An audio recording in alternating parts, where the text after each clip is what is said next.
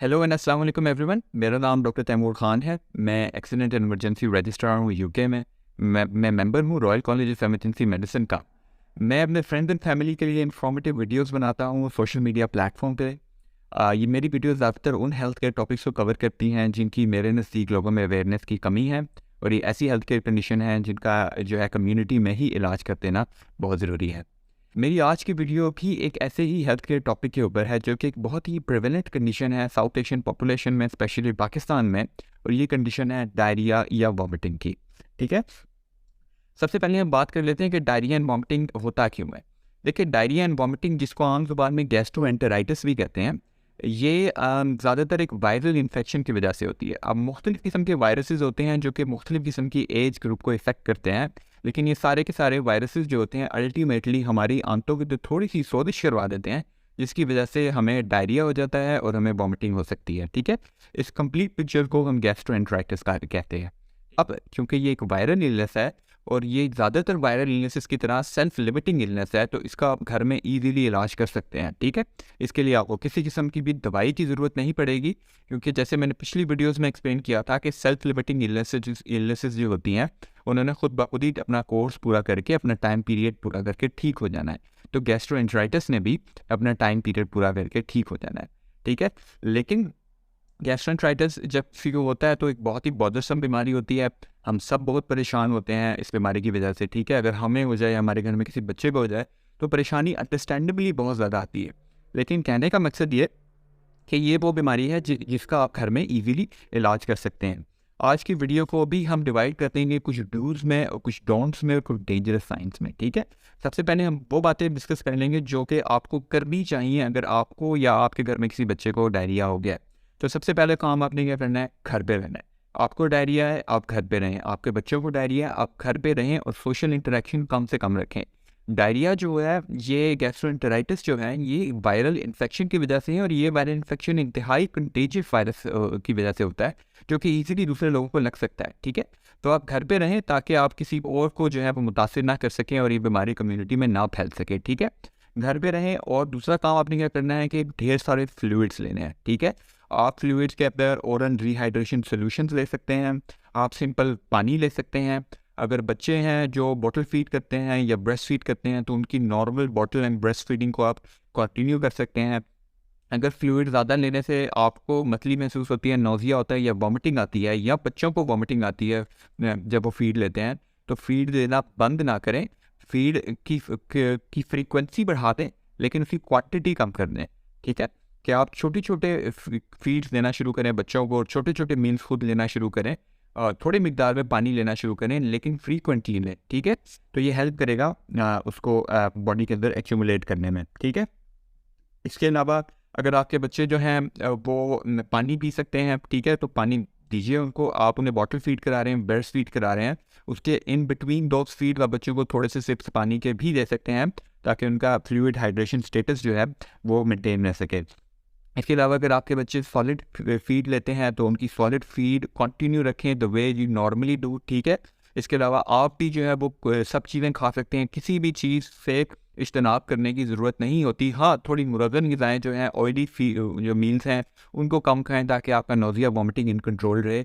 लेकिन as such कोई भी मील, कोई भी किस्म का food Contra indicated diarrhoea vomiting में नहीं है। ये एक एब्सोल्यूट मिथ है कि आपको सर्टेन चीज़ें खानी चाहिए, सर्टेन चीज़ें नहीं खानी चाहिए। आपका दिल करता है जो चीज़ खाने को आप वो खा सकते हैं, लेकिन सिर्फ इज्तनाब करें ऑयली एंड मुरगन ग़िज़ाओं से, और कोशिश करें कि ज़्यादा ईजी टू डाइजेस्ट मील्स जो है, जो फुल ऑफ कैलोरीज हो, उनको आप, जो कैलोरी रिच मील्स हों, उनको आप इस्तेमाल करें। ठीक है, इसके अलावा अगर आपको पेट में दर्द होती है या बच्चों को पेट में दर्द या क्रैम्प्स उठ रहे हैं, तो कोई स्पेशल दवाई, कोई एंटीबायोटिक, कोई इस तरह चीज़ें देने की ज़रूरत उन्हें बिल्कुल भी नहीं है। सिर्फ पैरासीटामोल दीजिए, जो पेनाडोल के नाम से पाकिस्तान में आती है।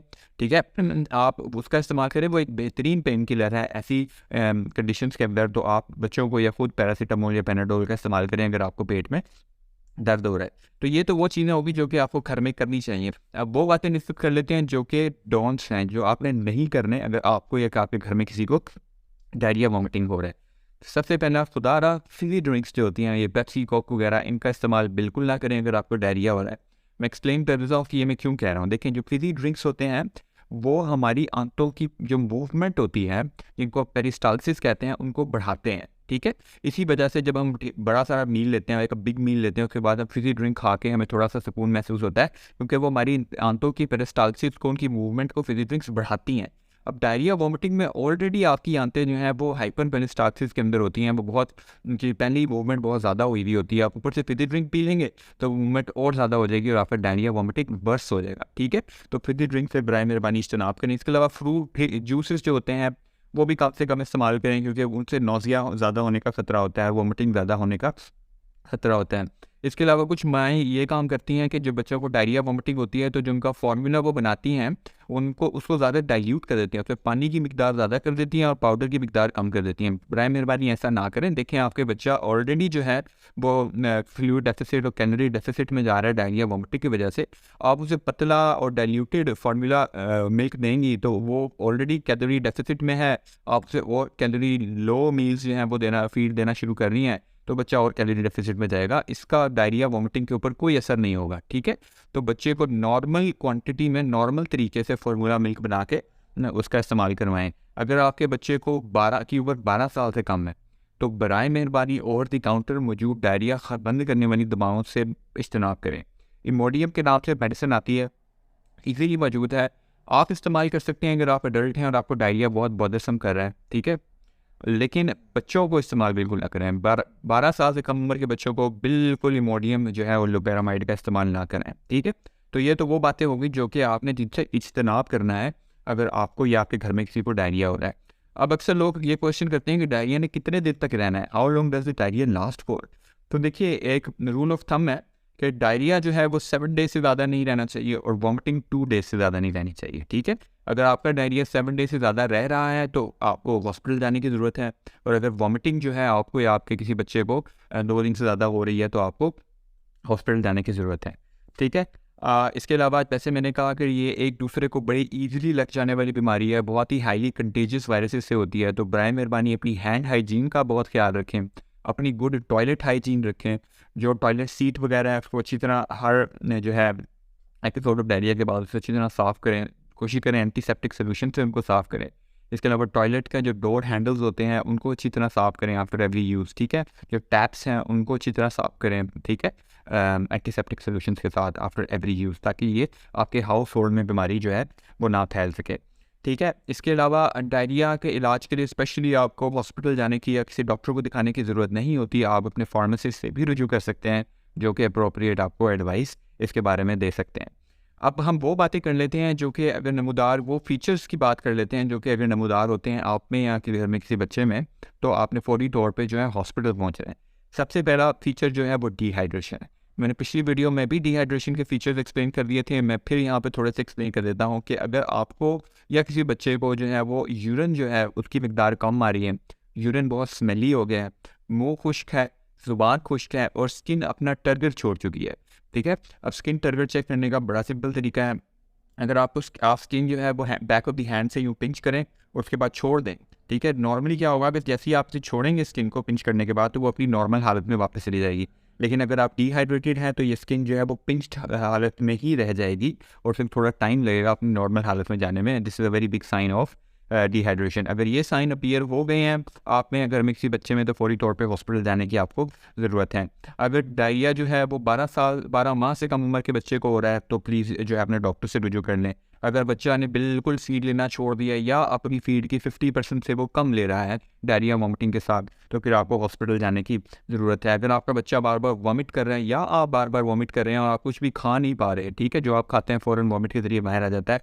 तो फिर आपको डॉक्टर के पास जाने की ज़रूरत है। हो सकता है वो आपको एंटीमेटिक्स या वॉमिटिंग कंट्रोल करने की दवाइयाँ जो है वो प्रिस्क्राइब कर दें, ठीक है। और इसके अलावा वही लास्ट बात कि अगर डायरिया 7 डेज से ज़्यादा है और वॉमिटिंग 2 डेज से ज़्यादा है, ठीक है, डायरिया 7 दिन से ज़्यादा रह रहे हैं, वॉमिटिंग 2 दिन से ज़्यादा रह रही है, तो आपको फौरी तौर पे हॉस्पिटल जाने की ज़रूरत है, ठीक है। तो आज की वीडियो में हमने ये डिस्कस कर लिया कि डायरिया एंड वॉमिटिंग होता क्यों है, डायरिया एंड वॉमिटिंग अगर किसी को हो जाए आपके हाउस होल्ड में तो आपको क्या करना चाहिए, क्या नहीं करना चाहिए और किन फीचर्स के ऊपर जो है वो नज़र रखनी चाहिए, और इसके अलावा आप डायरिया एंड वॉमिटिंग को स्प्रेड करने से होने से कैसे बचा सकते हैं, ठीक है।